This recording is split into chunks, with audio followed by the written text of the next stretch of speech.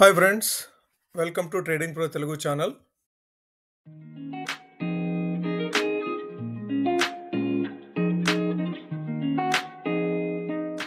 Hi friends, ఒక సంవత్సరం కాలంగా ఐటీ స్టాక్స్ అన్నీ కూడాను విపరీతంగా ఫాలో అవుతూ ఉన్నాయి.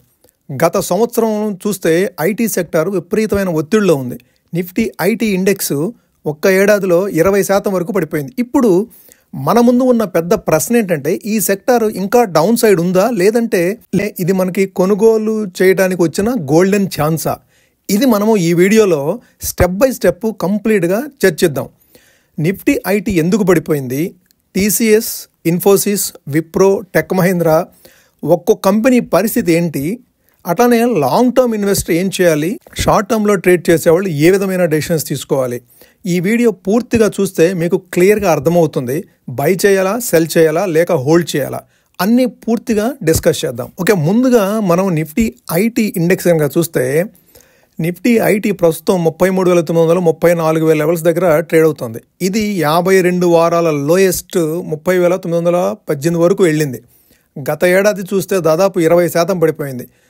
ఇప్పుడు కంపేర్ చేస్తే ఇదే సమయంలో నిఫ్టీ 50 కేవలం 10 to 11% కరెక్ట్ అయితే, నిఫ్టీ ఐటీ మాత్రము 20% వరకు కరెక్ట్ అయింది. అంటే ఐటీ స్టాక్స్లో మిగిలిన సెక్టార్స్ కంటే కూడాను ఎక్కువ స్ట్రెస్ ఉంది అని క్లియర్గా మనకి అర్థమవుతుంది. సో ఐటీ స్టాక్స్ అనేవి అండర్ పర్ఫామ్ చేసినవి లాస్ట్ 1 yearగా అనేది మనకి క్లియర్గా అర్థమవుతుంది.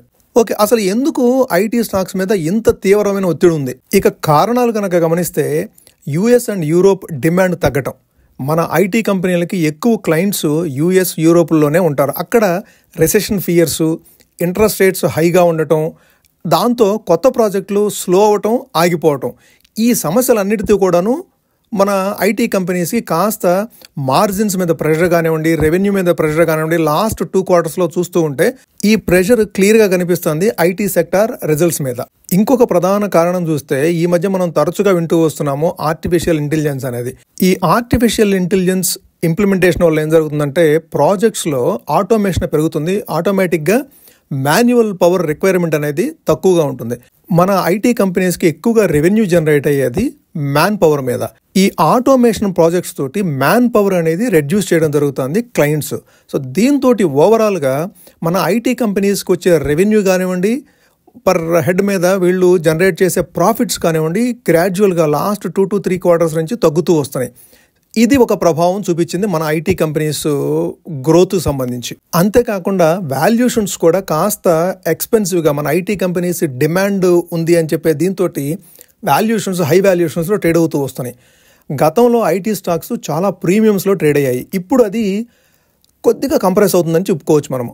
ప్రస్తుతం 20 PE దగ్గర ట్రేడ్ అవుతూ ఉన్నాయి మన ఐటీ కంపెనీస్. ఇది 5 ఏళ్ల సగటు కంటే తక్కువే, కానీ ఇంకా యూఎస్, యూరోప్ కంపెనీలతో పోస్తే 40 to 50% ఎక్కువగానే మన పిఈ ఉంది మన ఐటీ కంపెనీకి సంబంధించి.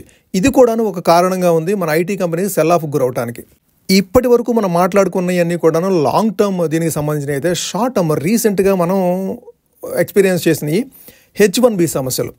ఇది అమెరికా కొత్త వీసా రూల్స్, ఫీజు హైక్ చేయటం కానివ్వండి, ఇంతకుముందు $2,000 నుంచి $5,000 వరకు ఉండే ఫీజుని ఏకంగా $1 lakh హైక్ చేయడం కూడాను మన ఐటీ కంపెనీస్ మీద రీసెంట్గా లాస్ట్ 1 week నుంచి కూడాను ఐటీ కంపెనీస్ మీద ప్రెషర్ పడడానికి కూడాను ఇది కూడా ఒక కారణం. దాంతోపాటుగా ఎక్సెంచర్ రిజల్ట్స్, అట్లానే వాటి అవుట్లుక్, సో ఫ్యూచర్ అవుట్లుక్ కూడాను వాళ్ళు వీక్ అవ్వడంతో అసెంచర్ ఇచ్చిన గైడెన్స్ కూడాను మన మార్కెట్కి షాక్ అని చెప్పుకోవచ్చు. ఇది ఇన్ఫోసిస్, టెక్ మహీంద్రా, విప్రో లాంటి కంపెనీలకి పూర్తిగా నెగిటివ్గా ఉండటంతో మన ఐటీ స్టాక్స్ అనేవి కాస్త అమ్మకాలకు లోనైన గత 2-3 రోజులుగా చూస్తే.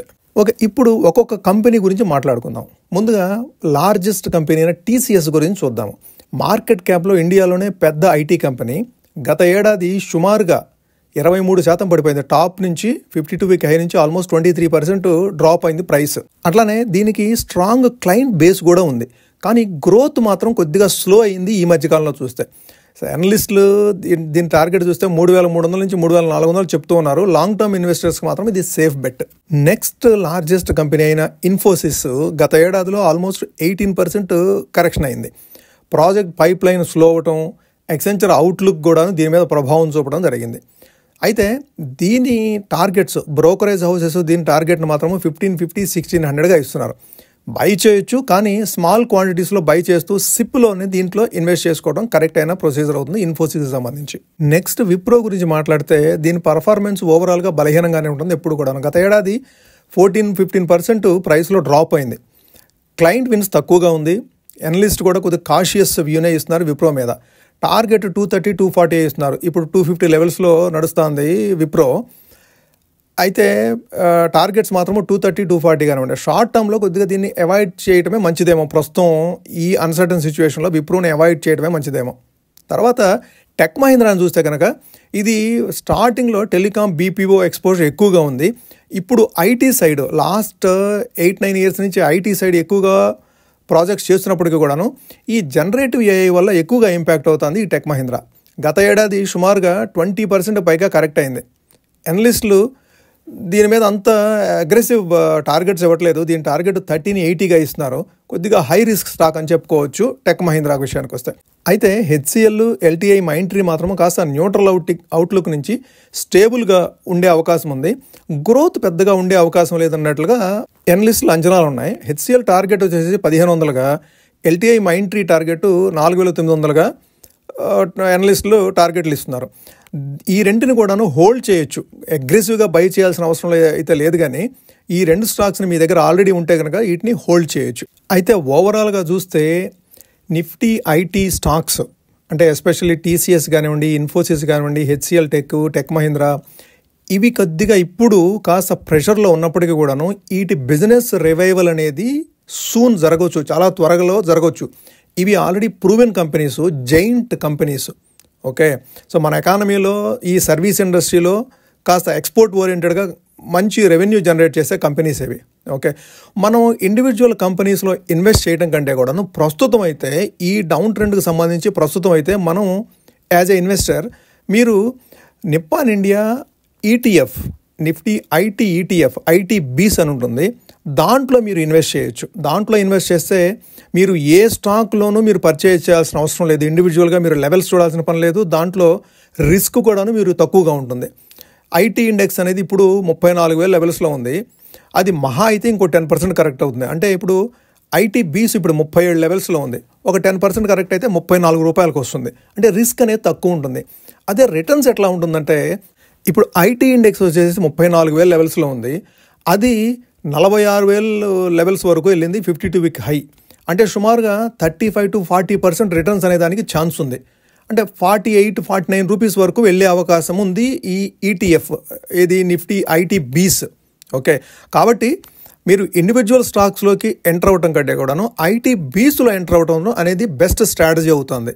మీకు రిస్క్ తక్కువ ఉంటుంది, రిటర్న్స్ అనేది ప్రాపర్గా ఉంటుంది. మొత్తం మీద స్టోరీ ఏంటంటే నిఫ్టీ ఐటీ గత ఏడాదిలో 20% పడిపోయింది. షార్ట్ టర్మ్లో ఇంకా వాలటాలిటీ ఉండే అవకాశం ఉంది. కానీ టీసీఎస్, ఇన్ఫోసిస్ లాంటి లీడర్లు లాంగ్ టర్మ్లో తిరిగి బౌన్స్ అవుతాయి అనటంలో ఎటువంటి డౌట్ లేదు.